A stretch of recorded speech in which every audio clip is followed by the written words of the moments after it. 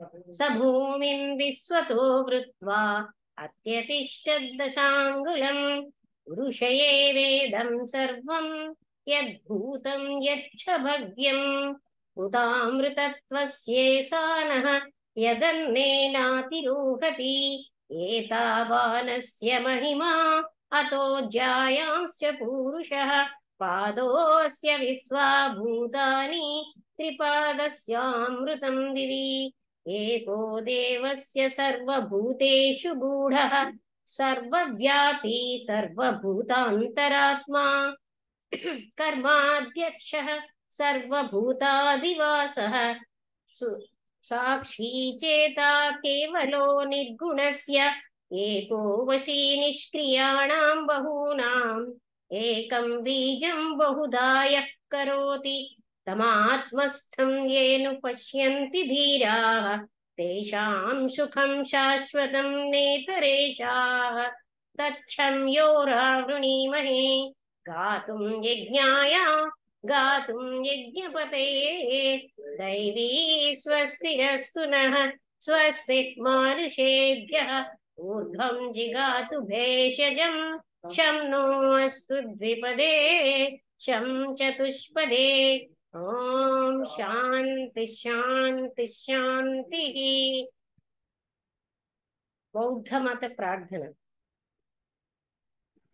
नमो तस्स भगवतो अरहतो सम्मा सम्बुद्धस्स नमो तस्स भगवतो अरहतो सम्मा सम्बुद्धस्स नमो तस्स भगवतो अरहतो सम्मा सम्बुद्धस्स बुद्धं शरणं गच्छामि धम्मं शरणं गच्छामि संघं शरणं गच्छामि द्वितीयंपै बुद्धं शरणं गच्छामि द्वितीयंपै धम्मं शरणं गच्छामि द्वितीयंपै संघं शरणं गच्छामि तृतीयंपै बुद्धं शरणं गच्छामि तृतीयंपै धम्मं शरणं गच्छामि तृतीयंपै संघं शरणं गच्छामि पाणादिपाणवीरमणिसिक्खापदं समाधियामि मुसावादवीरमणिसिक्खापदं समाधियामि अधिम्नादानवीरमणिसिक्खापदं समाधियामि कामेशमिच्छाचारवीरमणिसिक्खापदं समाधियामि सुरामिरय्यामत्तापमादत्तानवीरमणि सिक्खापदं समाधियामि। Christian prayer. Suresh गाరు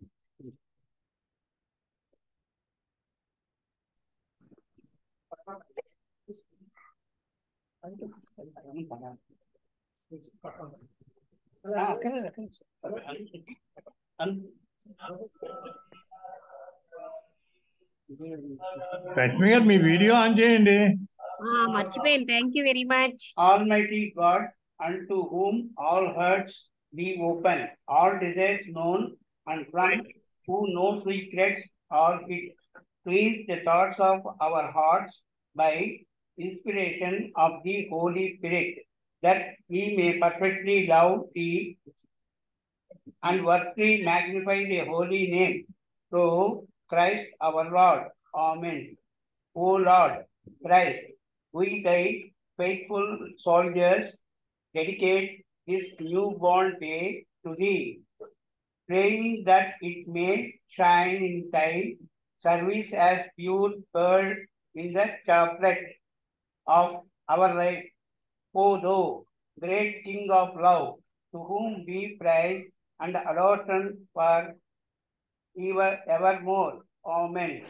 Teach us, O Lord, to see thy light in all men and in all the peoples of thine earth, and guide our nation through its leaders to preserve thy peace, that the means of war be far from our days. Through Christ our Lord. Amen. To the most holy and adorable Trinity, Father, Son, and Holy Spirit, three persons in one God, through Christ our Lord, the only wise counselor, the Prince of Peace, to the seven mighty spirits before the throne, and to the glorious assembly of just men made perfect, the watchers, the saints, the holy ones, be praised unceasing from every living creature, and honor, might, and glory, henceforth and for evermore. Amen. The peace of God, which passeth all understanding, keep our hearts and minds in knowledge and love of God and of his Son, Christ our Lord, and the blessings of God Almighty, the Father, the Son, and the Holy Ghost be among us you and remain with you always. Amen.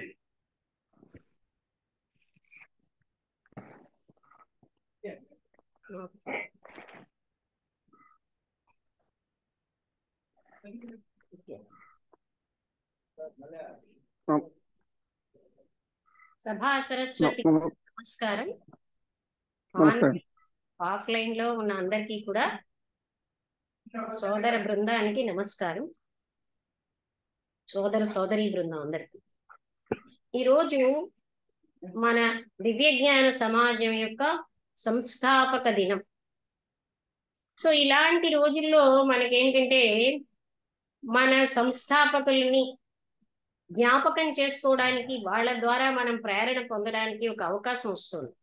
అదేవిధంగా దివ్య జ్ఞానం యొక్క స్పెషాలిటీని కూడా మనం గుర్తు చేసుకునే అవకాశం వచ్చింది.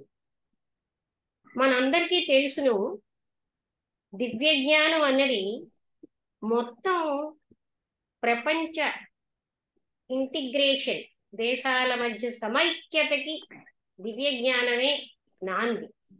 అంతవరకు ఏ దేశానికి ఆ దేశం, ఎక్కడ తత్వజ్ఞులు అక్కడ అలా ఉంటే, దివ్య జ్ఞాన సమాజం ద్వారా మొత్తం ప్రపంచంలో దేశాల మధ్య ఇంటిగ్రేషన్ అన్నది మొదలైంది. అయితే మనకి దివ్య జ్ఞాన సమాజం ద్వారానే మేడం బ్లవేట్స్కీ గారు, కల్నల్ ఆల్కాట్ గారు ద్వారా మనకి కొన్ని విషయాలు అందజేయబడ్డాయి. నేను క్లుప్తంగా చెప్తూ, అదేంటంటే దివ్య జ్ఞానం అన్నది, దివ్య జ్ఞానం అంటే బ్రహ్మజ్ఞానమే, ఒక రకంగా డివైన్ విజ్డమ్ అంటారు. అంటే మతం, నా మతమే ఎక్కువ అని మతం యొక్క మతాలు కొన్నాళ్ళు ఆచరణలోకి వచ్చాక కొంత భ్రష్టు పడతాయి. అంటే ఏంటి, మూఢాచారాలకు ఎక్కువ ప్రాముఖ్యత అయిపోతుంది అసలు విషయం కంటే. అటువంటి సమయంలో తిరిగి మామూలుగా అవి రీజువనేట్ అవ్వడానికి, రీవైటలైజ్ అవ్వడానికి మళ్ళీ ఎవరో ఒక మహాత్ములు రావడం జరుగుతూ ఉంటుంది. అలాగా ఏ మతంతో లేని ఒక జీవన వ్యవస్థ అవసరము అనిపించింది మహాత్ములకి. అసలు దివ్య జ్ఞాన సమాజం మహాత్ములు అన్న వాళ్ళు ఉన్నారని మానవాళికి తెలియజేసింది. అంటే మహాత్ములు ఎవరండి?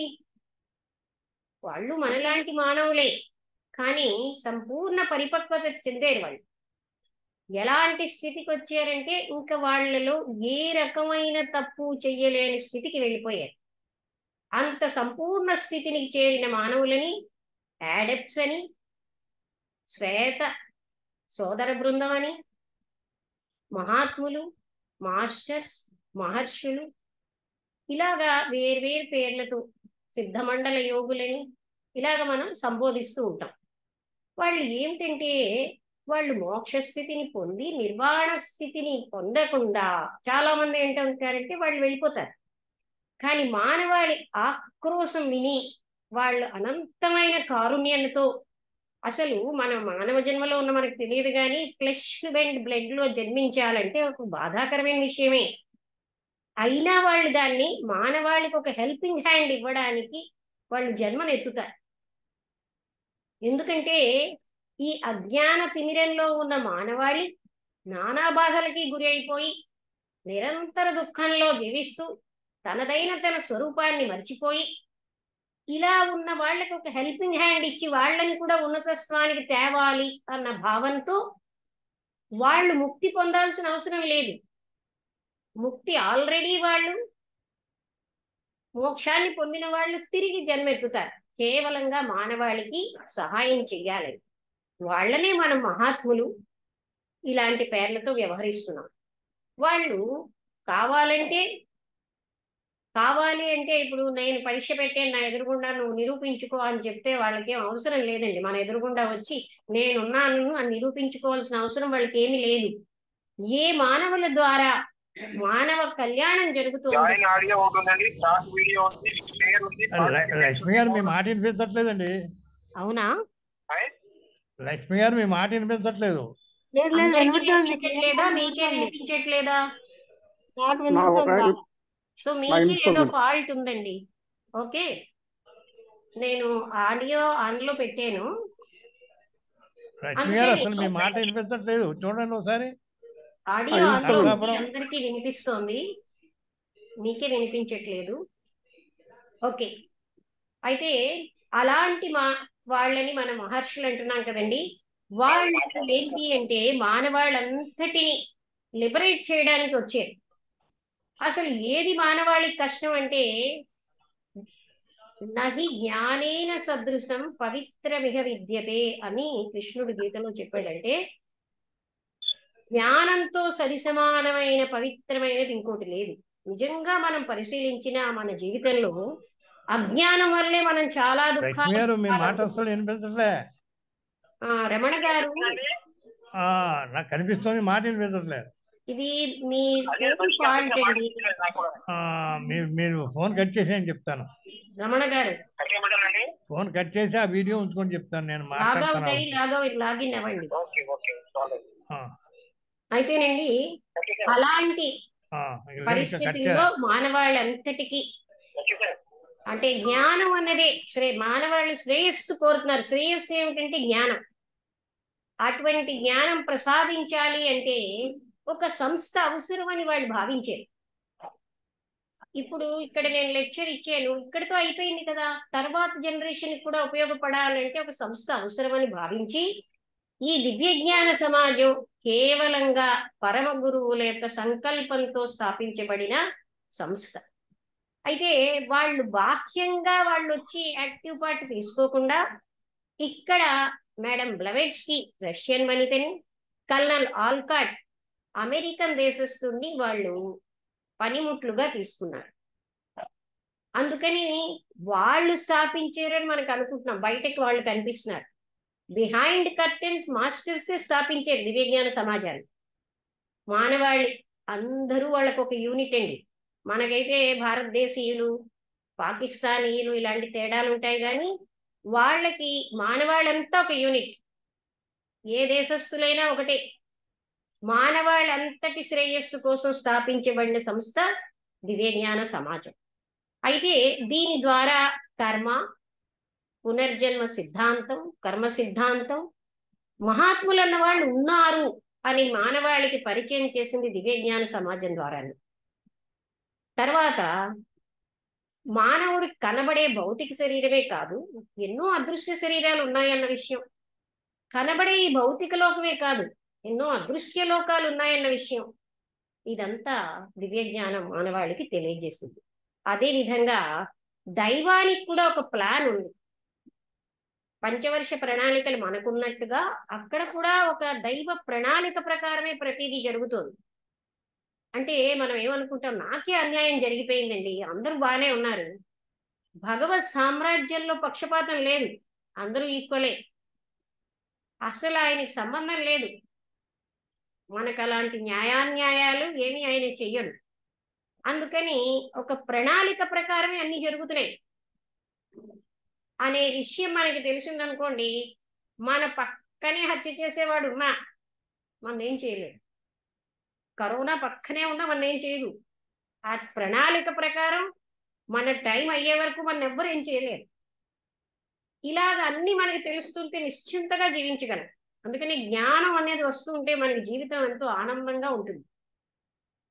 అలాంటి ఒక ప్రణాళిక ప్రకారం జరుగుతోందని. మరొక విషయం ఏంటంటే, ఇంతవరకు సైన్స్ కేవలంగా భౌతిక పరిణామాన్ని చెప్పింది. అటువంటి ఆధ్యాత్మిక మానవుడి నుంచి ఉన్నతమైన మానవుడిగా అవడానికి కావలసినది దివ్యజ్ఞాన సమాజం ద్వారా మనకి తెలిసింది. అంటే మానవుడికి ఒక పరిణామం ప్రకారమే, పరిణామం అంటే వికాసం. ఒక 1600వ శతాబ్దంలో మీ అందరికీ తెలిసే ఉంటుంది, జియార్డినో బ్రూనోని ఆయన సత్యం చెప్పాడని సజీవ దహనం చేశారు. ఈనాడు మనం మానవుడి మనుగడ ఇసుకరేనివే అవునులే అంటాం, ఏం పట్టించుకోం. ఎందుకంటే మనలో పరిణామం వచ్చేసింది. అప్పుడు పరిణామం లేదు. భూమి గొప్పది, ఎందుకంటే నేను గొప్పవాణిగా, నేనున్న భూమి గొప్పది, అది తిరుగుతుందా? భూమి సూర్యుడి చుట్టూ తిరుగుతోందని చెప్పిన వ్యక్తిని హత్య చేసేసారు మత గురువు. ఈనాడు పరిణామం వచ్చింది మానవుల్లో. అటువంటి మహత్తర సత్యాలు సామాన్యంగా తెలుసుకుంటున్నారు. అంటే మానవాళిలో పరిణామం తెలుసో తెలియకూడని ఆబ్లిగేటరీ జర్నీ అన్నారు మేడం బ్లవెట్స్కి. మనందరం తప్పనిసరిగా పరిణామ స్థితికే వెళ్తున్నాం. మనకి ఇష్టం ఉన్నా లేకపోయినా అందరం పరిణామం వైపే వెళ్తున్నాం, సూనర్ ఆర్ లేటర్, స్లోగాను ఫాస్ట్గాను. ఇలాంటి విషయాలన్నీ మానవాళికి దివ్యజ్ఞాన సమాజం తెలియపరిచింది. అంటే దివ్యజ్ఞానం కవర్ చేయని విషయం లేదండి ఇందులో సైంటిఫిక్గా. అందుకని రెండు ఆబ్జెక్ట్ ఏంటంటే సాపేక్షంగా మతం, తత్వశాస్త్రం, విజ్ఞాన శాస్త్రాన్ని అధ్యయనం చేయడం అంటున్నారు. అంతకుముందు తత్వశాస్త్రానికి విజ్ఞాన శాస్త్రానికి సంబంధం లేదన్నారు. సంబంధం ఉంది. ప్రతి కన్వెన్షన్లోని ఒక సైంటిస్ట్ని పిలుస్తారు బిసెంట్ లెక్చర్లో. ఆ సైంటిస్ట్ ఏమని ముగిస్తున్నారంటే, విజ్ఞాన శాస్త్రానికి తత్వశాస్త్రం జోడవుతే పరిపూర్ణం అవుతుంది అని చెప్తుంటారు. అంటే తత్వశాస్త్ర మేళవింపుతో విజ్ఞాన శాస్త్రం కూడా పరిపూర్ణతకి చేరుతుంది అని ఇప్పుడు మనం విడదీయడానికి లేదు. ఇవన్నీ కూడా మనం గమనించినా గమనించకపోయినా కలిసే ఉన్నాయి. అదేవిధంగా దివ్యజ్ఞానం ఏం చెప్పిందంటే 7 ప్లేన్స్లో మనిషి పనిచేస్తున్నాడు. అందుకనే 7 planes of man and his bodies, మనిషి యొక్క శరీరాలు 7గా చెప్తున్నారు. అంటే పై మూడింటిని ఆ ప్లేన్స్ని మనం వర్ణించలేకపోయినా కింద వాటినే మనం ఎక్కువగా చెప్పగలం. సామాన్యంగా ఎక్కువ మంది జనం భౌతిక, కామమయ, మానసిక, ఈ ప్రాణమయ కోసం ఇతరికి డబ్బులు అంటారు. భౌతిక శరీరంతో అంటి పెట్టుకుని ఉంటుంది, ఇందులోనే ఎక్కువగా జీవిస్తారండి. అందుకే కథలు చెప్పామనుకోండి, ఇక్కడున్న జనానికి 10 రెట్లు వచ్చేస్తారు. పురాణ కథలు అంటే మనుషులకి చాలా ఇష్టం. తత్వం చెప్పామనుకోండి, ఇంకా గట్టిగా 3 గంటలు చెప్తే ఇద్దరు కూడా ఉండడం కష్టం ఇక్కడ. ఎందుకంటే మనకి ఆ ప్లేన్స్లో జీవిస్తున్నాం. ఎవరైతే హయ్యర్ మెంటల్ ప్లేన్కి వచ్చారో వాళ్ళే హయ్యర్ థింగ్స్ అందుకోగలరు. అలాంటి వాళ్ళు చాలా అరుదుగా ఉంటారు. అది కృష్ణుడు గీతలోనే చెప్పాడు ఆ విషయం. లూయర్ ట్రయాడ్ ఎక్కువ మంది ఉంటారు. అందుకే 5 నిమిషాలు కూర్చునేసరికల్లా ఇక్కడ మైక్ వదిలేసి వెళ్ళిపోయి ఒక 5 నిమిషాల తర్వాత వస్తే ఇక్కడ ప్రాపంచిక పొలిటికల్ సంభాషణ ఎక్కువైపోతుంది ఎక్కడైనా. అవి ఎక్కువ ఇష్టం మనుషులకి. ఇతరుల్లో ఉన్న దోషాలు, మన కామ శరీరానికి అవి అన్ని మసాలాలా ఉంటాయి. కారణం ఏంటంటే మనం అందులో జీవిస్తున్నాం ఎక్కువసేపు. అలా జీవించే వాళ్ళు ఎక్కువ మంది ఉంటారు. పరిణతి చెందుతున్న కొద్దీ హయ్యర్ మెంటల్ ప్లేన్కి వెళ్తాం. దివ్యజ్ఞాన లక్ష్యం ఏమిటంటే మ్యాటర్ టు స్పిరిట్. మనం మ్యాటర్లో ఉన్న మనం స్పిరిట్కి వెళ్తాం. మన ప్రయాణం అటువైపు. అదే మన యొక్క పరమ లక్ష్యం. మాటల్లో చెప్పాలంటే మనం మ్యాటర్ నుంచి స్పిరిట్కి వెళ్తున్నాం.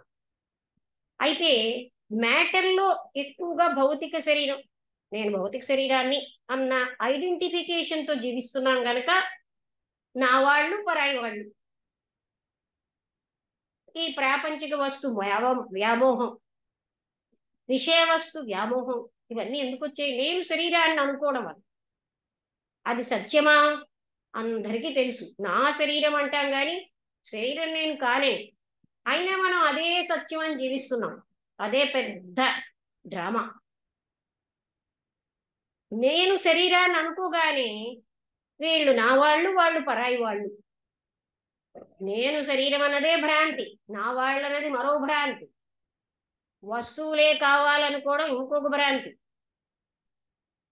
ఇవన్నీ సత్యమని మనం నిరంతరంగా ఒక సెకండో ఎంతో వింటాం రోజులో. 23 గంటల 59 నిమిషాలు శరీరం నేను, ప్రపంచం సత్యం, విషయ వస్తువులు సత్యం అన్న దాంట్లో జీవిస్తే ఏది బలపడుతుందండి? అదే బలపడుతుంది. మనం ఎన్ని చెప్పండి, శరీరం నేను, అది మాత్రం నిజం అనే జీవిస్తున్నాం. మనకు అతీంద్రియ ఉన్నత స్థాయి ఎలా వెళ్తుంది? ఈ ఐడెంటిఫికేషన్ మన ఏం చేస్తుందంటే మనని ఈ భూమికి చెందేటట్టుగా తయారు చేసేస్తుంది. అందుకోసమే మనం ఉన్నతమైనటువంటి ప్లేన్స్కి వెళ్ళడం మనకు మహా కష్టంగా ఫీల్ అవుతున్నాం. ఈ విధంగా మనకి దివ్య జ్ఞానం చాలా చాలా సహాయం చేస్తుంది అనమాట. సైంటిఫిక్ వేలో కూడా మనం చూసుకుంటే ప్రతి విషయంలో కూడా ఇది కరెక్టే, కానీ ఎందుకు అలా అని బిసెంట్ ఎవరో అడిగారట. నాకు తెలుసుమ్మా నేను శరీరం కానని, కానీ నాకు ఎందుకు ఇది జ్ఞాపకం అలానే ఉంటుంది అంటే, ఈ జ్ఞానం నీకు ఎన్నో జన్మల నుంచి అలవాటైపోయింది. అంతా నువ్వు దానికి వ్యతిరేకమైన శక్తిని పెడితేనే గాని నువ్వు అందులోంచి బయటికి వెళ్ళలేవు అని చెప్పారు. అందుకని అన్ని దుఃఖాలకి కారణం నేను శరీరం అనుకోవడమే. అరిషడ్వర్గం ఎప్పుడు అటాక్ చేయగలదండి? శరీరం నేను అనుకుంటేనే. ఆ విషయం మనం గమనించాలి. అందుకని దీన్ని ఏమంటాం ఇంగ్లీష్లో ఐడెంటిఫికేషన్ అంటున్నాం. అయితే ఇప్పుడు మనం దివ్య జ్ఞానం చెప్పిన విషయాలు నేను అంతకంటే ఎక్కువగా డీటెయిల్డ్గా చెప్పడానికి మనకి టైం తక్కువ గనక, మన ఫౌండర్స్ కోసం మనం మాట్లాడుకోవాలి గనక, ఇప్పుడు నేను మేడం బ్లవేడ్స్కి, కల్నల్ ఆల్కాట్ గారి కోసం చెప్పడానికి మొదలు పెడతాను. అంటే ఇలాంటి రోజుల్లో మనకు అవకాశం వస్తుంది అలాంటి మహాత్ముల కోసం జ్ఞాపకం చేసుకోవడానికి. జ్ఞాపకం చేసుకోవడం వల్ల ఏంటి? ట్రూ లిజనింగ్ లో ట్రూ ట్రాన్స్ఫర్మేషన్ అయిపోతుంది.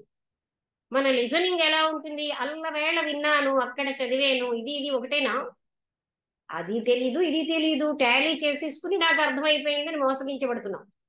అప్పుడు అర్థం అవ్వలేదు, ఇప్పుడు అర్థం అవ్వలేదు. గీత నాకు తెలుసండి, కృష్ణుడు తెలుసండి. ఏం తెలుసండి? గీత ఏమో తెలుసు నాకు. పరబ్రహ్మం, ఆ పదం 10 సార్లు విన్నాను, 10 సార్లు కాదు 1000 సార్లు విన్నాను. పరబ్రహ్మ తెలుసండి. ఏమిటి తెలుసు? పదమే తెలుసు. మనం చదువర్లం మాత్రమే అన్న విషయం మనం గుర్తుపెట్టుకోవాలి. మనకు అనుభవం ఏమీ లేదు, పదాలే తెలిసి అన్నీ తెలుసు అని మోసపోతున్నాం. అలాగా మనం ప్రతి నిత్యము తెలుసు అనుకుని ఏది తెలియకుండా కిందటిసారి విన్నానుగా దాన్ని దీన్ని పోల్చేసి ఆహా నాకు అర్థమైపోయిందని భావిస్తున్నాం భ్రాంతితో. మనకేది అర్థం కావట్లేదు. అర్థం అవ్వాలంటే ముందు మనం థాట్ అన్నది వదిలేసి సంపూర్ణంగా వినగలిగినప్పుడు ఇమ్మీడియట్ ట్రాన్స్ఫర్మేషన్ అక్కడే జరుగుతుంది. మనం టాలీ చేసే ఈ వ్యవహారాలు వదిలేసాం అనుకోండి, సంపూర్ణమైన సైలెన్స్తో వింటే ఆ క్షణమే ట్రాన్స్ఫర్మేషన్ అవుతుంది. దానికి టైం అక్కర్లేదు, ఎన్నో సంవత్సరాల సాధన అంతకంటే అక్కర్లేదు. ఎన్ని సంవత్సరాలు సాధన చేసినా నవ్వులో జరగాలి, ఇప్పుడులోనే జరగాలి ట్రాన్స్ఫర్మేషన్, రేపట్లో జరిగేది కాదది. ఈ జూమ్ అయిపోయాక మళ్ళీ నెక్స్ట్ జూమ్ ఓపెన్ చేద్దామండి. అయితే కల్నల్ ఆల్కాట్ గారు అమెరికన్ దేశస్థుడండి.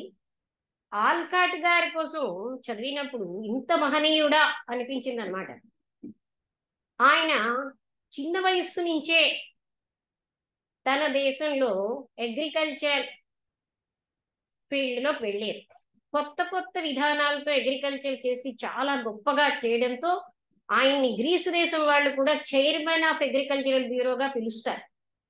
ఆయన ఏ ఫీల్డ్లోకి వెళ్తే అందులోనే అఖండంగా అనంతంగా పనిచేసేవారు అనమాట. ఆ తర్వాత ఆయన దాన్ని రెఫ్యూజ్ చేసేస్తారు. ఆయన ఒక లాయర్, జర్నలిస్ట్. ఆ తర్వాత ఆయన కల్నల్ అయ్యర్, అంటే మిలిటరీలో వెళ్ళి అక్కడ పనిచేశారు. ఆయనలో ఉన్నది ఏంటంటే నిజాయితీ. మనందరికీ కూడానండి ఆధ్యాత్మికతలో ఉన్నత స్థాయికి వెళ్ళాలంటే నిజాయితీ చాలా అవసరం. నిజాయితీ లేకపోతే అందరూ నాకు భక్తి ఉంది అనుకుంటే చాలదండి. అక్కడ అది రికార్డ్ అవ్వదు. నాకు సిన్సియర్గా నాది నాకు తెలియాలి. ఆ నిజాయితీ చాలా అవసరం. అదొక్కదాని వల్లే మనిషి మీదకి వెళ్తూ ఉంటారు. ఆధ్యాత్మికతలోనే కాదు, భౌతికతలో కూడా మనందరికీ తెలుసు నిజాయితీ యొక్క ఆవశ్యకత. కానీ ఆధ్యాత్మికతలో నిజాయితీ చాలా ప్రాముఖ్యత ఉంది. మనిషి పురోభివృద్ధి చెందాలంటే ఆనెస్టీ అండ్ సిన్సియారిటీ అనేది చాలా అవసరం. అయితే మిగతావన్నీ మనం కేర్ చేయక్కర్లే, వెనకాల వస్తూ ఉంటాయి. నాకు గౌరవించాలి, నాకేదో ప్రతిష్ట ఉండాలి, ఏం అవసరం లేదండి. మనం ప్రొసీడ్ అవుతే చాలు, మిగతావన్నీ వాటి అంతటా వస్తాయి. వాటిని మనం పట్టించుకోక్కర్లే. పట్టించుకోనప్పుడే అవి ఎక్కువ వస్తాయి, పట్టించుకుంటే ఏమి రావు. అయితే ఆల్కాట్ గారిలో గొప్పతనం ఏంటంటేనండి, తనకి ఎంత అపహాస్యం పాలైనా తన వల్ల తప్పు జరుగుతాయని ఒప్పుకునేవాడు. ఆ ఒప్పుకోవడం వల్ల తనకి ఎంతమంది అపహాస్యం చేసినా ఆయన ఏం ఫీల్ అయ్యేవారు కాదు. అది one of the super quality. ఇంకో విషయం ఏంటంటే ఆల్కాట్ గారిని మహాత్ములే మెచ్చుకున్నారండి. ఇటువంటి వ్యక్తిని మేము ఇంతవరకు చూడలేదు. ఎలాగా? దివ్య జ్ఞాన వ్యాప్తికి ఆహారం ఉన్నా లేకపోయినా, నిద్ర ఉన్నా లేకపోయినా ఆయన ఏమీ పట్టించుకోకుండా అహర్నిశలు కృషి చేశారు. ఇప్పుడు మనకంటే మన భారతదేశం యువతలు మనకేమో భాషా ప్రాబ్లం లేదు. ఎక్కడికైనా వెళ్ళాలంటే ఆటోలు ఉన్నాయి, బస్సులు ఉన్నాయి, రైళ్లు ఉన్నాయి. ఆ కాలంలో ఏమీ లేవు. అలాంటి ఆల్కాట్ గారు భారతదేశంకి వచ్చినప్పుడు ఫస్ట్ వాళ్ళందరికీ భారతదేశం అంటే అనంతమైన గౌరవం, స్పిరిచువల్ ల్యాండ్ అని. ఆ గ్రానైట్ గచ్చిని కళ్ళకద్దుకుని నమస్కరించుకున్నారు. అటువంటి ఆల్కాట్ గారు ఒక గుర్ర బగ్గి తయారు చేసుకున్నారు. ఆయన ఆజానుబాహుడు. ఆయన శరీరం పట్టిది కాదు, ఏవో కావలసిన వస్తువులు అందులో పెట్టుకుని మినిమం అలాగే ఆయన దాంట్లోని ప్రయాణించేవారు. అప్పుడు ఓడలోని ఇక్కడ పివిజి రాజు గారి యొక్క గ్రేట్ గ్రేట్ గ్రాండ్ ఫాదర్ దగ్గరికి రావడం, అప్పుడు ఆయన ఈ దివ్యజ్ఞాన సమాజాన్ని స్థాపించింది కూడా ఆల్కాట్ గారే. భాష రాదు, దారులు తెలియవు, అలాగే ఆయన వచ్చి ఇన్ని అంటే ఏంటి, దివ్య జ్ఞానం అంటే బ్రహ్మ జ్ఞానం, అద్భుతమైన జ్ఞానం అని ఇది అందరికీ వెళ్ళాలి అన్న తపన అనమాట. ఆ తపనతో ఒకసారి అనిబిసెంట్ అడిగాడు, మీరు మీ రైట్ హ్యాండ్ కట్ చేసి ఇమ్మన్నా ఇచ్చేస్తారు కదా దివ్య జ్ఞాన సమాజానికి అంటే, ఆయన అన్నట్టు రైట్ హ్యాండ్ ఏం కర్మ, నా శరీరం అంతా ముక్కలు చేసి ఇచ్చిమన్నా ఇచ్చేస్తాను, ఒకవేళ అది దివ్య జ్ఞానం అభివృద్ధికి తోడ్పడుతుంది అంటే అన్నారు. ఆయన యొక్క డెడికేషన్ చూడండి. వాళ్ళు మ్యాన్ ఆఫ్ వర్డ్స్, మాట అంటే దాని మీద ఉంటారు, మనలా కాదు అలా అనే రెండు రకాలు ఉండవు, అలాంటి వాళ్ళు అనమాట. అయితే ఆల్కాట్ గారు అలాగా తన దేశంలో ఉన్నాక ఆయనని ఈ మిలిటరీలో అప్పుడు కొన్ని రకాలైనటువంటి మాల్ ప్రాక్టీసెస్ అప్పుడు ఉన్నాయన్నమాట, వాటిని ఇన్వెస్టిగేట్ చేయడానికి పెట్టారు. ఎంతమందో ఆయనకి లంచాలు ఇచ్చారు, ఎంతమందో ఆయన్ని థ్రెటనింగ్ చంపేస్తామన్నారు. ఆయన భయపడకుండా ఎక్కడెక్కడ ఏ రాంగులు జరుగుతున్నాయో చూపెట్టారు. అందువలన ఆయనకి కల్నల్గా ప్రమోషన్ ఇవ్వడం, ఆయన్ని వాళ్ళు చాలా ఎక్కువగా నమ్మారనమాట. అంటే ఇంతలాగా నిజాయితీతో చేసినటువంటి వాళ్ళు చాలా అరుదని. తర్వాత మేడం బ్లవెట్స్కీ తోటి ఆయన ఎడ్డీ దంపతుల ఇంట్లో స్పిరిచువల్ ఫినామినన్ జరిగేది. స్పిరిచువల్ అంటే ఏంటంటే స్పిరిట్స్ని ఆహ్వానించేవారు. ఆ టైంలో మేడం బ్లవెట్స్కీ అక్కడికి రావడం, ఆమెతో కలుస్తారనమాట. అయితే ఆల్కాట్ గారిలో గొప్పతనం ఏంటంటేనండి, ఆయన ప్రతి మతానికి ఎనలేన సేవ చేశారు. హిందూ మతాల్లో ఆయన చేసిన సేవలకి ఉపనయన సంస్కారం చేసే అర్హత ఇచ్చారు. ఆనాడు సముద్రం నుంచి వచ్చే వాడిని అంటరాని వాడిగా చూసేవారు, అలాంటి టైంలో ఆయనకి ఉపనయన అర్హత ఇచ్చారు. తర్వాత జొరాస్ట్రియన్ మతాలు, అన్ని మతాలకి, తర్వాత బౌద్ధ మతానికి మాత్రం చాలా సేవలు చేశారు. ఆయన శ్రీలంక వెళ్తారు బ్లవెట్స్కీ కూడా. అక్కడ వాళ్ళకి అనిపించింది ఇవన్నీ మాకు ఎప్పుడూ అంటే ఎన్నో జన్మల నుంచి పరిచయం ఉన్నది అని బౌద్ధ మతం స్వీకరించారు. By birth he's a Christian, అయితే ఆ తర్వాత అక్కడ చూసేది చాలా తక్కువ బుద్ధ స్కూల్స్ ఉన్నాయి. తర్వాత ఉన్న బుద్ధ స్కూల్స్ లో ప్రతి వాళ్ళు బాప్టిజం తీసుకోవాలని నియమం ఉండేది. అంతేకాకుండా ఈ బుద్ధ ప్రేయర్ బదులుగా క్రిస్టియన్ ప్రేయర్ చేసేవారు. అప్పుడు ఆయన గవర్నమెంట్ తో, అంటే తన దేశం కాని దేశంలో ఆ గవర్నమెంట్ తో ఫైట్ చేసి బుద్ధ స్కూల్స్ లో బాప్టిజం స్వీకరించాల్సిన అవసరం లేదు అని ఒకటి, బుద్ధ స్కూల్స్ లో క్రిస్టియన్ ప్రేయర్ కాదు బుద్ధ ప్రేయర్ ఉండాలని, అదే విధంగా ఒక బుద్ధిస్ట్కి మరో బుద్ధిస్ట్కి పడేది కాదు. అప్పుడు ఆయన ఒకవైపు స్కూల్స్ స్థాపించే, చాలా ఎక్కువ బుద్ధ స్కూల్ స్థాపించడమే కాకుండా ఒక 1200 పేజీలలో కొన్ని వేల పేజీలు ఉన్నటువంటి బుద్ధిస్ట్ లిటరేచర్ అంతటినీ 1200 పేజీలలో బుద్ధిస్ట్ కెటక్లిజం అన్నది రాశారు. అది ఎన్ని భాషల్లోకో తర్జుమా అయిందనమాట. తర్వాత ఈ బుద్ధిస్టులందరూ ఒక తాటి మీద నడిచేటట్టు చేశారు. ఇప్పటికీ అక్కడ అంటే ఏంటి, శ్రీలంకలో మనం గాంధీ గారి జన్మదినానికి నేషనల్ హాలిడే ప్రకటించుకున్నట్టుగా ఆల్కాట్ గారి జన్మదినం అక్కడ నేషనల్ హాలిడే. ఎందుకంటే బుద్ధిజంకి ఎనలేని సేవ చేశారు. మరి స్కూల్స్ అంటే స్థాపించారు. ఆ తర్వాత బుద్ధిస్ట్ ఫ్లాగ్ ఒకటి డిజైన్ చేసి మళ్ళీ గవర్నమెంట్ నుంచి శాంక్షన్ తెచ్చుకున్నారు. ఆ తర్వాత వాళ్ళకి స్కూల్స్ కి ఫండ్స్ ఎలాగా అంటే ఆయన ఉపన్యాసం చెప్పినప్పుడు ఎవరెవరు ఎంతెంత ధనం ఇచ్చేవారో ఆయన అటు ట్రాన్స్ఫర్ చేసేవారు. వ్యక్తిగతంగా ఏమీ తీసుకునేవారు కాదు. ఈ బుద్ధిస్ట్ స్కూల్స్ అన్ని మెయింటైన్ అవ్వడానికి ఆ ధనాన్ని ట్రాన్స్ఫర్ చేశారు.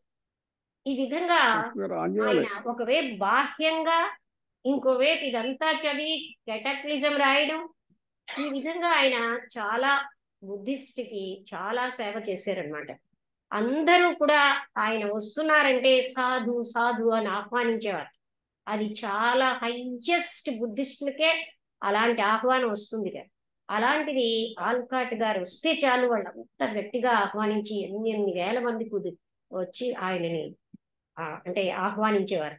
అంతే కాదండి, ఆయన ఏంటండి సెషన్ క్లోజ్ అయిపోతుంది. మరో సెషన్ ఓపెన్ చేద్దాం అయిపోగానే అందరూ కూడాను.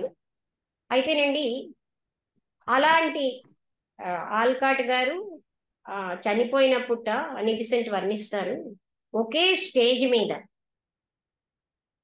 బుద్ధిస్ట్ మాంగ్స్ వాళ్ళ బుద్ధ ప్రేయర్ చేస్తున్నారు, భారతీయ వేద పండితులు వేదం చదువుతున్నారు, జొరాస్ట్రియన్ మత వాళ్ళు వచ్చారు, క్రిస్టియన్ చెందినటువంటి ఫాదర్స్ వచ్చి వాళ్ళు ప్రార్థన చేస్తున్నారు. ఇలాగ ఎన్నో మతాల వాళ్ళు ఒక్క స్టేజ్ మీద ఉండడం అన్నది చాలా అరుదైన దృశ్యం అని అనిబిసెంట్ వర్ణిస్తారు. ఆ విధంగా అంతేకాకుండా ఇప్పుడు మనకి అడయార్లో చాలా ఫేమస్ లైబ్రరీ అది ఆల్కాట్ గారు స్థాపించింది. అంటే ఆయన ఎలా అయితే శ్రీలంకలో ఎన్నో రకాలైన స్కూల్స్ అన్ని